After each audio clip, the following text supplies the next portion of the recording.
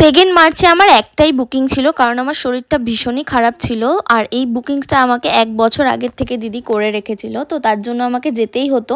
আগের দিন সকালবেলায় আমি মেহেন্দির কোনগুলোকে রেডি করে নিয়েছিলাম, তো পরের দিন আমি বেরিয়ে গেলাম সকাল সকাল কাজে। তো আজকের আমার লোকেশন ছিল কিন্তু টালিগঞ্জে। মেহেন্দির কোনগুলোকেও নিয়ে বসে পড়লাম। দিদির ডিমান্ড ছিল কিন্তু এরকম একটা ভারমালা সিঁদুরদান, এরকম একটা থিম বেস মেহেন্দি আমাকে রেফারেন্স দিয়েছিল, তো সেরকমভাবেই আমি কিন্তু কাজটা কমপ্লিট করেছি। আর আমার সেদিন এতটা জ্বর ছিল, মানে আমি উঠতে পারছিলাম না, কিন্তু যেহেতু 1 বছর আগের থেকে বুকিংস নেওয়া, তো আমাকে তো যেতেই হতো। আর গিয়ে আমি এতটা ভালো ক্লায়েন্ট পাবো, মানে দিদির মতন একজন, আমি ভাবতেই পারিনি। কারণ কি, দিদি আমার সাথে এতটা কোঅপারেট করেছে, আমার জ্বরের মেডিসিন এনে দেওয়া থেকে শুরু করে আমার কিভাবে বসতে সুবিধা হচ্ছে সমস্ত দিকেই কিন্তু খেয়াল রেখেছিল। যাই হোক, তো তোমরা দেখো ডিজাইনগুলো কিরকম লেগেছে। দিদির তো বেশ পছন্দ হয়েছে। আর সাথে কিন্তু 6টা পাটি মেহেন্দিও ছিল।